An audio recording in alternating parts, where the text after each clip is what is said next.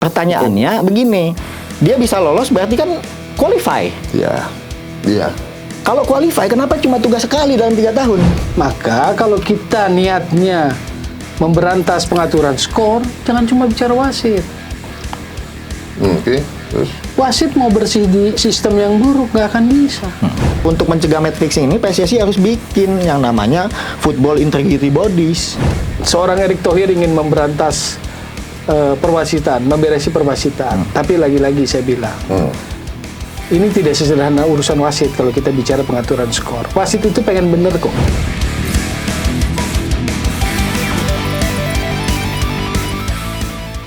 salam prestasi, salam Spotify. Podcast Spotify kembali menjumpai Anda. Kali ini saya kedatangan 2 orang tamu, yang satu milenial, yang satu everybody knows. Nah, topiknya tentang perwasitan bola nasional. Sudah hadir di sebelah saya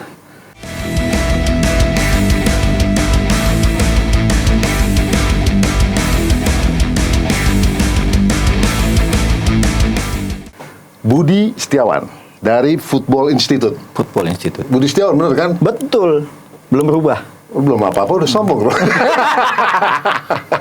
Oke, Budi Setiawan ini dia dari lembaga Football Institute, lembaga riset lah semacam itu ya, Budi? Lembaga riset dan penelitian. Nah, belakangan terakhir dia melakukan penelitian tentang perwasitan di sepak bola Indonesia yang kemudian diserahkan kepada PSSI dan diapresiasi oleh Pak Erick Thohir.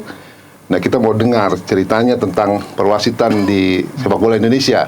Tetapi ada yang menarik, dia dipanggil Barreskrim Polri untuk menjadi saksi karena hasil penelitiannya. Nah, Budi, sebelum kita nanti nanya Bung Tommy Welly yang juga hadir di sini, ya kan, kita tahu dia siapa, tukang kucek istilah saya, sepak bola nasional. Filsuf. Tapi sekali lagi kan diskusi kita, podcast kita adalah demi kemajuan sepak bola Indonesia. Jadi bukan tanpa tujuan lain, demi kemajuan, demi prestasi sepak bola nasional. Bud, ngapain kemarin di Barreskrim? Ya itu, memberikan keterangan. Jadi Sebagai kan saksi, sebagai saksi.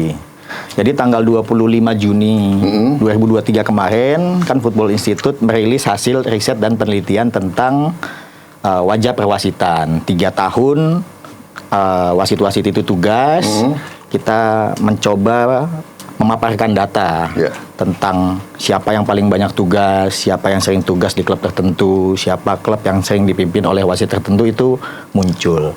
Nah, dalam preskon itu gue sengaja nyenggol Ketua Umum PSSI dan juga Pak Kapolri.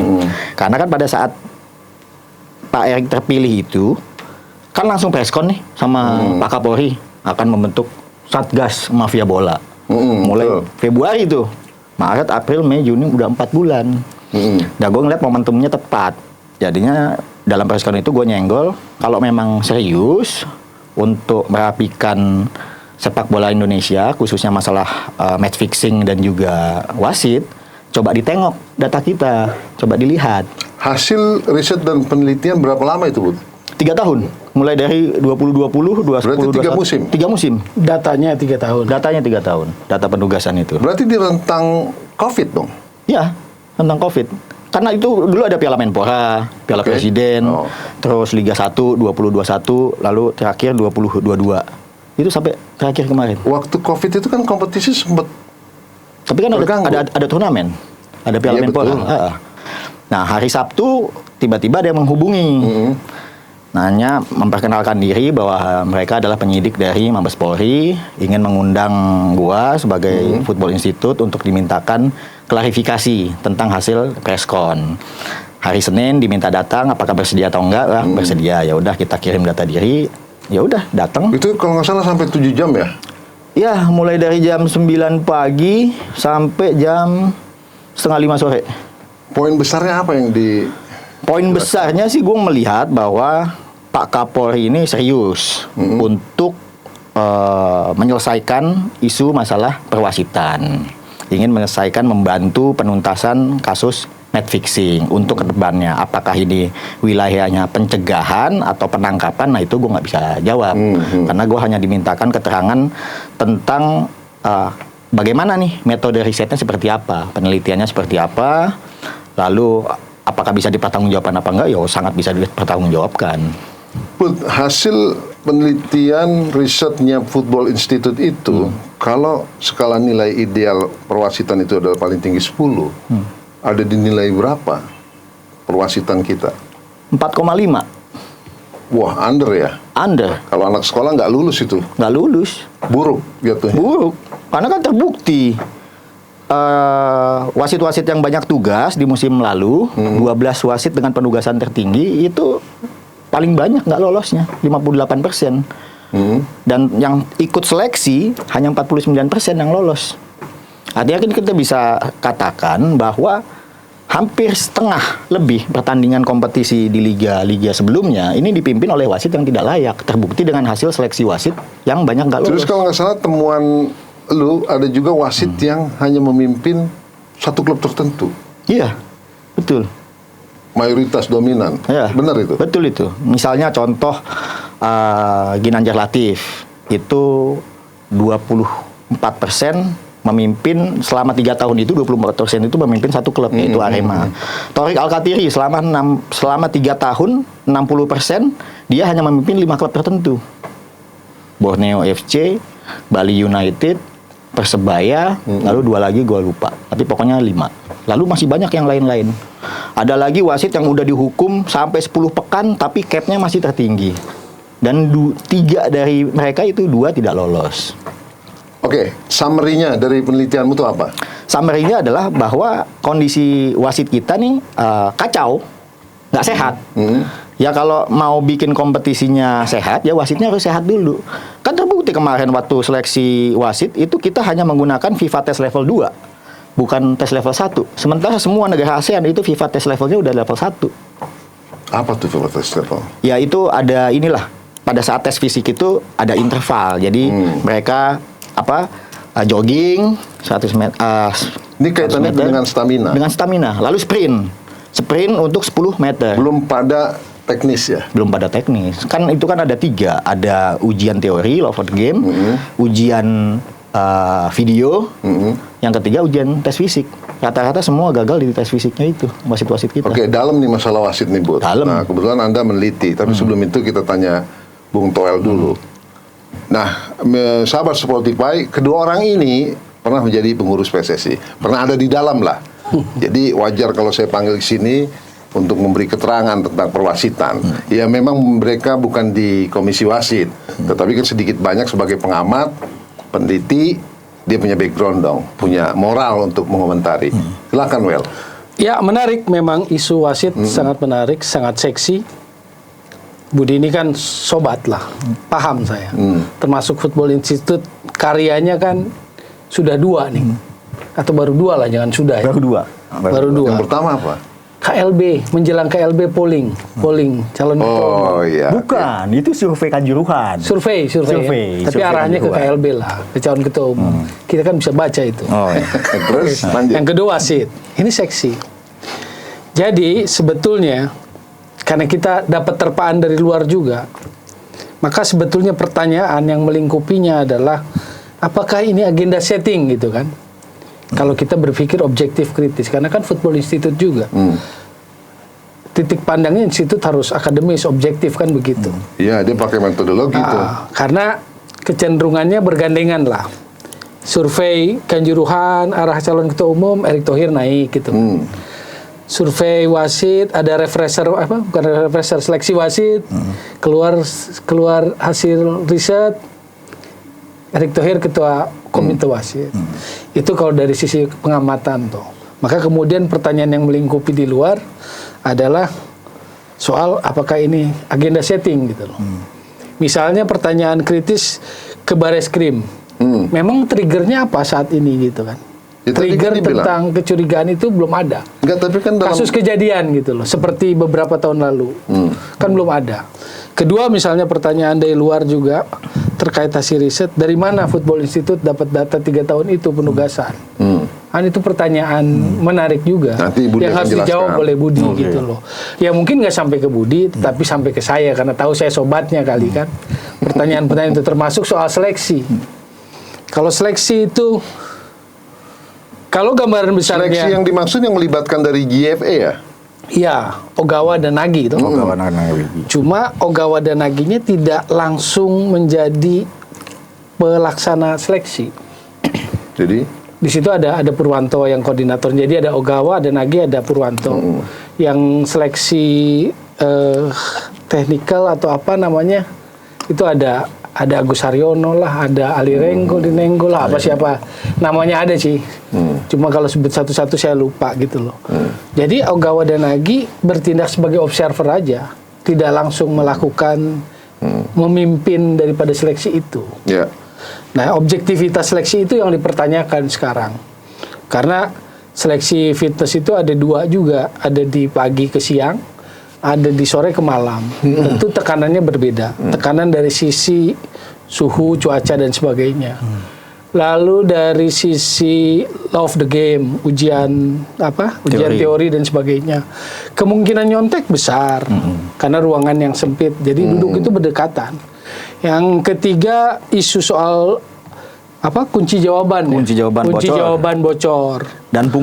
Dan pungli lah kan, itu yang melingkupi seleksi itu. Maka dari yang muncul 18 ini akhirnya juga sebetulnya ada banyak beberapa wasit yang tidak punya jam terbang di Liga 1. Jadi kalau di pekan 1 dan pekan kedua saat ini terjadi banyak kekeliruan, salah satunya ya faktor itu juga. Iya, betul. Sudah ada kasus kemarin ya. Sejak pekan pertama. Iya, pekan pertama. Yang kategorinya key match incident. Jadi insiden yang sangat bisa mempengaruhi hasil pertandingan. Key match incident. Itu terjadi. Bahkan wasit sekelas Torik pun melakukan itu, kesalahan itu. Torik Alkatiri ya. Iya.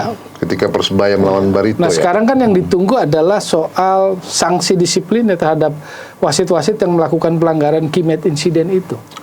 Oke, normalnya bisa 8 pekan di grounded mereka. Baik, nanti juga kan ada Pak Erik terpaksa harus turun tangan menjadi ketua komisi wasit kan. Tapi belum ke situ dulu. Ya jangan. Pun merespon tadi skeptisnya Bung Toel.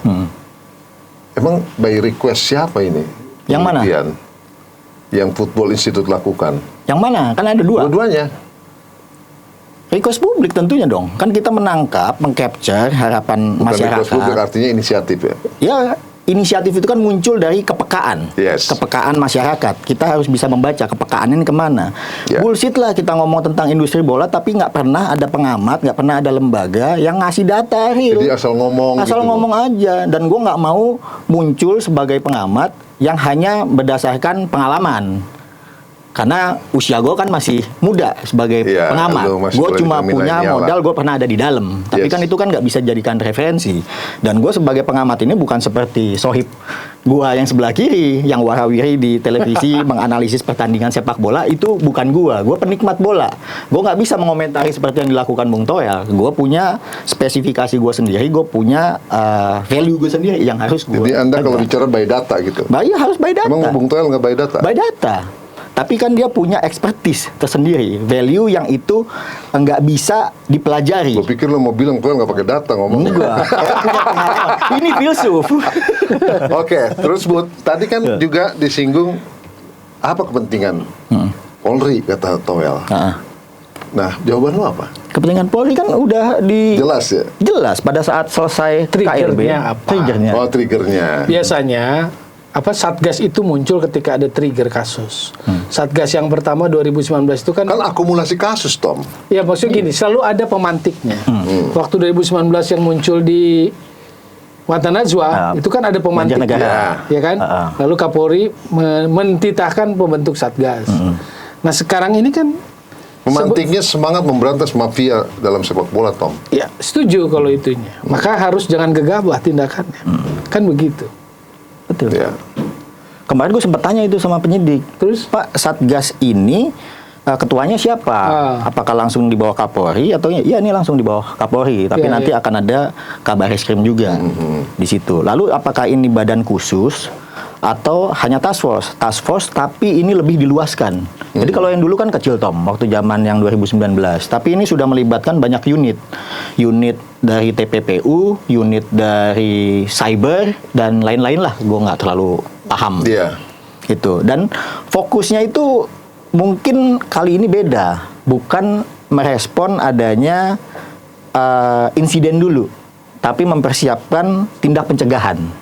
Artinya ya ini kemarin gue dimintain keterangan itu mereka ingin tahu lah detailnya tentang perkembangan sepak bola Indonesia seperti apa, wasit-wasitnya seperti apa. Lu bicara dari A to Z sampai nih ya? Ya, enggak juga. Enggak juga sih, almost lah, tapi lah ya 7,5 jam, bayangin makan siang aja kita masih di interview. Nah, terus? Artinya gue melihat ada kepedulian dari Pak Kapolri yang tidak mau ini muncul sebagai pahlawan tiba-tiba. Ketika nanti ada insiden baru mendadak jadi Superman. Oh, gue jagoannya nih untuk nangkepin penjahat-penjahat.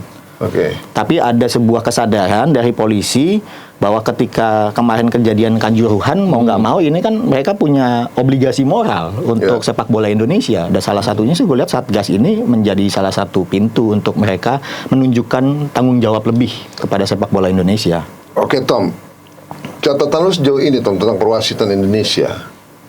Poin besar permasalahannya itu letaknya di mana? Ya tentu soal wasit itu kan bagian komponen kecil dari yang namanya persoalan besar penyakit sepak bola yang namanya pengaturan skor, integritas sepak bola. Bagian kecil? Bagian kecil. Karena dia cuma poin terdepan, poin paling disalahin, poin paling gampang dihukum. Maka kalau kita niatnya memberantas pengaturan skor, jangan cuma bicara wasit. Terus? Wasit mau bersih di sistem yang buruk nggak akan bisa. Saya berani tanya, berani bilang, siapa wasit yang bersih, benar-benar bersih? Nggak ada. Emang asesor itu bersih? Nggak ada juga. Yang kemarin ngetes dia belum tentu bersih. Anda mau bilang ada upeti? Bukan soal upeti aja. Integritas mereka pun bisa kita pertanyakan gitu loh. Track record mereka pun. Maka kemudian kalau muncul isu-isu yang negatif itu, ya itu sesuatu yang apa ya? Common gitu loh, common sense, paham nggak? Nilai 4,5 terhadap perwasitan kita ini, jadi bisa lu terima? Iya, memang. Karena mereka tidak bisa independen. Tapi Mereka nggak kan bisa independen. nggak elok juga, Tom, karena dia bagian terkecil, menyasar, menuduh mereka para wasit ini sedemikian rupa. Itu sebabnya. Pemberantasan itu jangan cuma bicara soal wasit, saya bilang. Karena dia bagian kecil. Dia poin yang paling lemah. Kalau dia menolak katakanlah pesanan untuk melakukan apa? Kecil dan lemah ya, Tom ya? Iya. Bukan lemah itu karena positioning mereka lemah. Iya, paham. Mereka katakanlah bertindak sesuai law of the game, tapi ada skenario yang tidak meminta itu keberpihakan, dia akan di-grounded. Ketika ada kecil, ada sedang, ada yang besar. Yang besar siapa, yang sedang siapa, Tom? Makanya pengaturan skor itu organized crime kalau kita belajar tentang pengaturan skor. Wasit itu kalaupun salah itu kan kalau kita bicara pure dia itu kan satu salah karena dia tidak memahami teknikalnya, law of the game-nya. Kan cuma itu aja. Satu dia teledor, yang kedua dia nakal. Tapi nakal itu atas dasar nakal diri sendiri apa karena ada settingan. Itu cara mempelajarinya, cara mengatasinya. Gitu loh. Nah, data Football Institute itu menunjukkan indikasi-indikasi itu. Nah, yang menarik bukan yang menarik, yang akhirnya juga nyampainya ke gue karena sobatnya. Itu Football Institute dapat data dari mana katanya? Nah, dari Memang punya ikatan dengan PSSI misalnya. Nggak ada. Nah, makanya Budi yang nak jawab bukan gue. Ngumpulin. Kan dia peneliti, Tom. Kita ngumpulin 3 tahun. Iya, makanya itu pertanyaan, Bos. Dijawab sekarang, Bud. Kan itu ngumpulin. Ngumpulin dari mana? Ngumpulin dari media, dari media sosial. Kan banyak nih akun-akun IG. Ya prosedurnya penelitian ya. Kan itu kan kita cross check data-data itu. Itu aja gue sempat ketinggalan ada 2 minggu, ada yang 3 minggu. Akhirnya kita mesti cari lagi. Kadang-kadang gue meng-hire orang untuk coba cari nih yang bolong-bolong nih masih nih. Itu baru kita olah datanya. Kelihatan. Nah, tadi nyambung yang disampaikan sama Toel itu, memang betul wasit ini hanya pion. Ini kan kita bicara kalau pencegahan match fixing ini kan bicara kan football integrity. Kita belum pernah melihat PSSI mulai dari zaman sekarang sampai yang sebelum-sebelumnya itu nggak pernah punya yang namanya football integrity prosedur. Bagaimana memberikan pembelajaran tentang match fixing itu apa. Ini kan match fixing ini terbagi menjadi 2. Dilakukan kenapa? 1, karena aspek sporting, kedua aspek finansial, betting. Jadi ada pengaturan skor yang dilakukan untuk kepentingan olahraga. Apa itu? Promosi, degradasi, penentuan peringkat. Yang itu lebih parah itu sporting. Yang lebih parah lagi merembet ke luar. Pengaturan skornya itu untuk kepentingan judi. financing. betting. Nah, di Indonesia saat ini ya, gue melihat dalam 2-3 tahun terakhir kok ini tanda-tandanya sudah bukan salah satu, tapi kedua-duanya. Skor pertandingan ini diatur, lalu kemudian udah tahu hasilnya dipasang untuk betting. Ada yang timnya dibuat sengaja kalah, lo ngambil samping, menang di judinya. Ada itu oknum, Toel tahu pasti yang gue maksud siapa, ini memelihara wasit, menyekolahkan wasit. Biaya pendidikannya ditanggung, biaya rumah tangganya ditanggung. Sampai sekarang untuk jadi terjadi? wasit. Masih terjadi sampai sekarang. Itu modus perekrutannya. Modus lah. perekrutannya. Bagaimana punya jaringan, itu modus perekrutannya. Jadi ada sistemik, Tom. Sistemik, dibikin berutang budi lah kasarnya. Yes. Wasit itu, anak sekolah, ada kursus, apalah segala macam kalau kita pakai penelitian itu.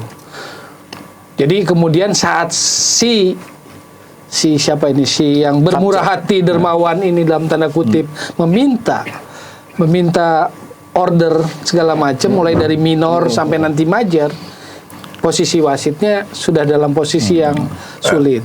Kepengurusan PSSI sekarang beretiket baik untuk memberantas membenahi ini semua, Bud. Well, Pak Erik masalah wasit sampai turun menjadi ketua komisi wasit. Itu kan belum pernah terjadi ya? Hah? Belum pernah terjadi. Belum pernah terjadi. Ya. Secara regulasi boleh kan? Tidak ada masalah secara regulasi sih. Ya boleh kan? Boleh. Nah, berarti kan sangat luar biasa. Kayak nggak ada yang dia percaya, itu bagaimana itu, Tom? Seorang Erick Thohir ingin memberantas perwasitan, memberesi perwasitan. Tapi lagi-lagi saya bilang, ini tidak sesederhana urusan wasit kalau kita bicara pengaturan skor. Wasit itu pengen bener kok. Sekarang kemungkinannya ada beberapa. Satu misalnya, benar juga. Dipikir-pikir saat dia melirik 14 exco, saya pun mensimulasikan dalam pikiran, ada 14 exco dijajarin. Nggak ada yang pantas juga jadi komite wasit. Kok ketawa lu, Bud? Ntar lu ngomong habis ini, Bud. Terus? Ya jujur-jujurnya, nggak ada yang pantas jadi komite wasit. Akhirnya turun langsung lah Erick Thohir jadi komite wasit. Ya bukan masalah pantas nggak pantas, Tom. Tapi Masalahnya kelemahannya. punya kemampuan nggak, kan gitu. Ya itu salah satunya kan. Pantas itu tergantung dalam kan. Ya. Sekarang kelemahannya kalau Erick Thohir jadi ketua umum. Ketua umum atau komite wasit? Komite wasit. Simulasi nih. Tuan Yusuf ketua umum PSSI. Saya exco. Kalau saya komite wasit, kalau saya error, kalau saya salah, masih ada ketua umum, Bos. Yang ngatasin layernya kan. Tapi kalau Bapak langsung, Tuan langsung jadi ketua umum PSSI tapi Dan ketua komisi, wasit, ini kan belum tentu nggak bocor ini soal wasit. Begitu seleksi pun isu pungli ada. Kan nggak bagus. Exco yang lain tuh harus menjaga nama baik ketua umum. Jadi secara tata kelola organisasi tidak elok, tidak apik. Karena Bapak nggak punya layer berikutnya. Contoh, jadiin aja Budi komite wasit. Kekhawatiran ya. Kalau Budi jebol, masih ada Bapak. Masih ada Gimana, Bud? marwah organisasi itu masih dijaga. Ya, secara organisasi ini memang baru pertama dalam sejarah PSSI ketua umum PSSI itu merangkap menjadi ketua komite wasit. Mungkin sudah sedemikian parah situasinya. Jadi Bukan karena nggak ada exco yang bukan layak. karena tidak ada exco. Yakin lu?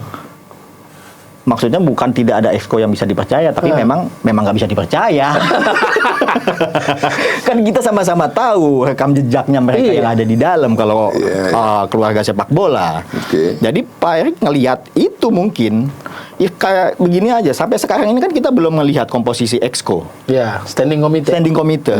Siapa sebagai apa, siapa sebagai membidangnya apa gitu ya. Yang kita tahu adalah Arya Sinulinga sebagai komite media karena sering tampil.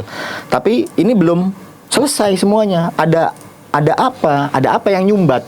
Kok lama sekali? Apakah ketua umum memberikan kebebasan? 5 bulan lebih 5 ya? bulan lebih. 5 bulan lebih. Artinya ini kan ada sesuatu di dalam. Apakah karena semua pada rebutan posisi, kemarin pada rebutan komite wasit atau komite-komite yang lain, akhirnya ketua umum mengambil exit plan sendiri sebagai ketua komite wasit, kan kita nggak tahu. Lelah jadi Pak Erick Thohir ya?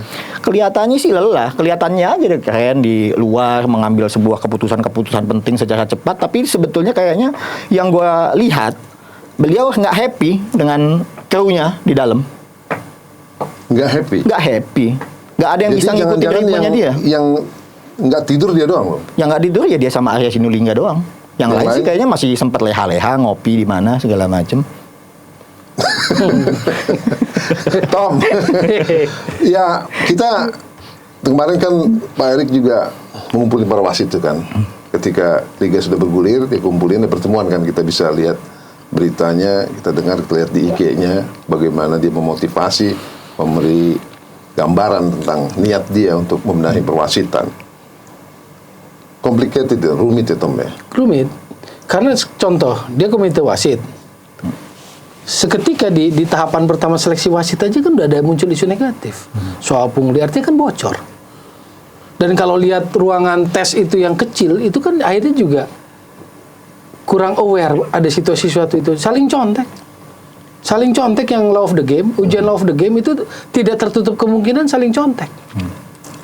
Match fixing itu kan bisa terjadi bukan hanya karena wasit kan Tom. Betul. Juga bisa karena pemain. Iya. Karena ofisial pengurus. Iya.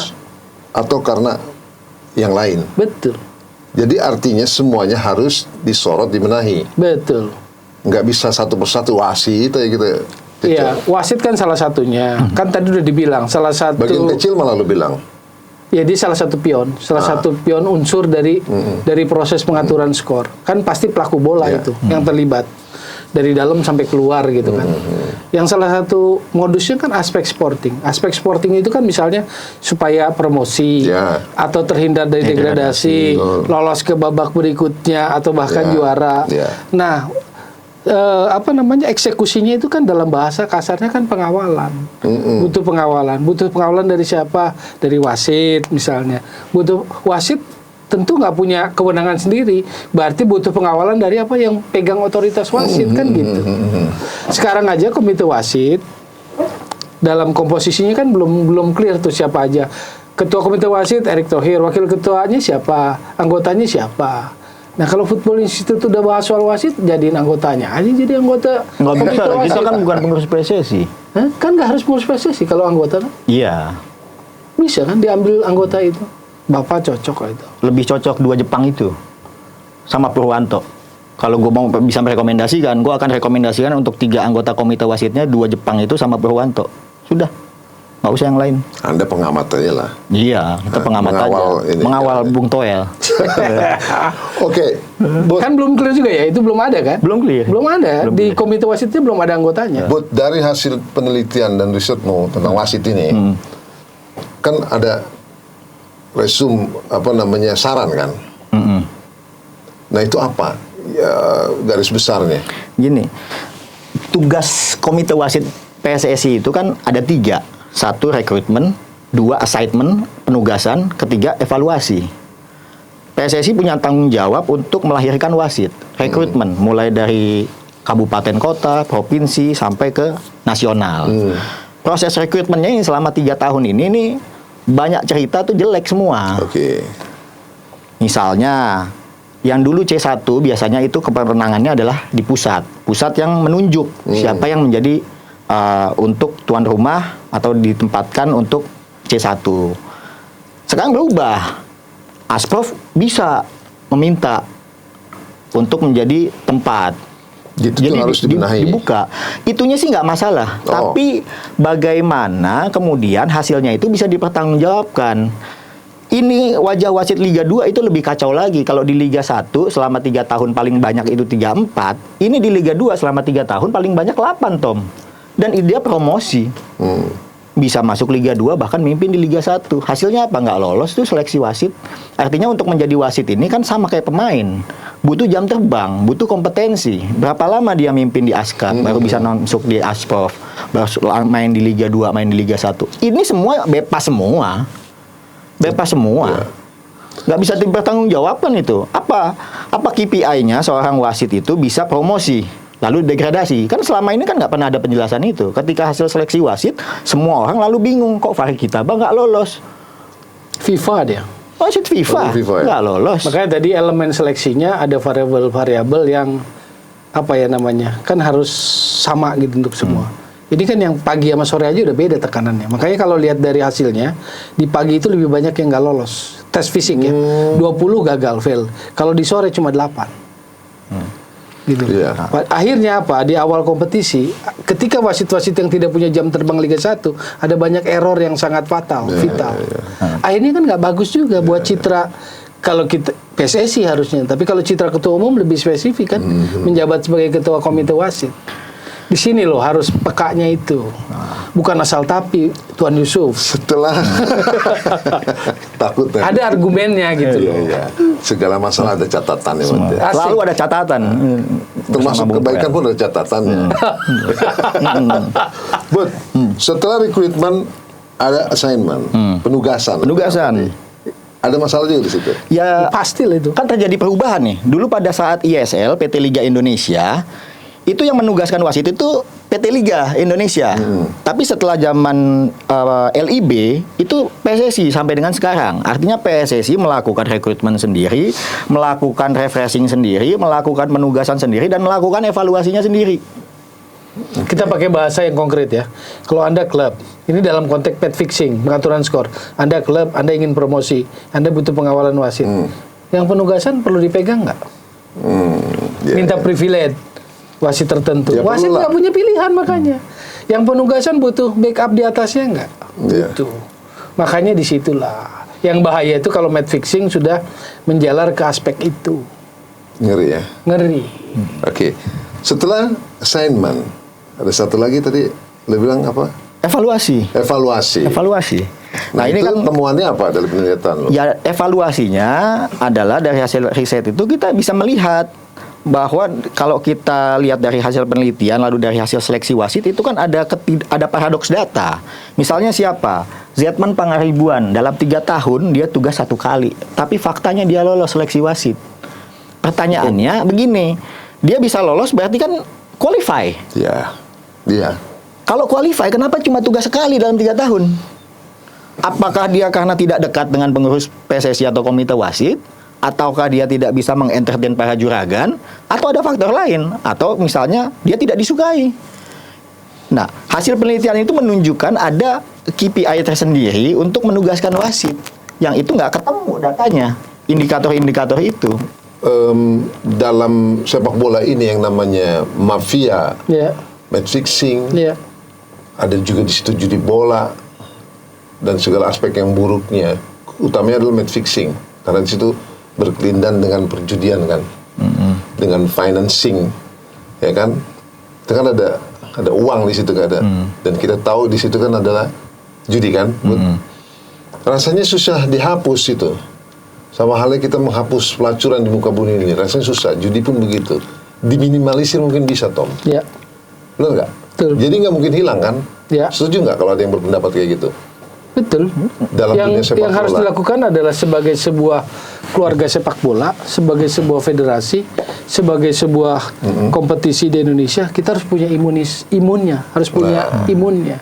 Imun itu mendeteksi, mencegah, Yes. atau penegakan hukum. Serangan penyakit akan selalu ada. Kalau penegakan hukumnya nggak jelas, ya bandel pasti.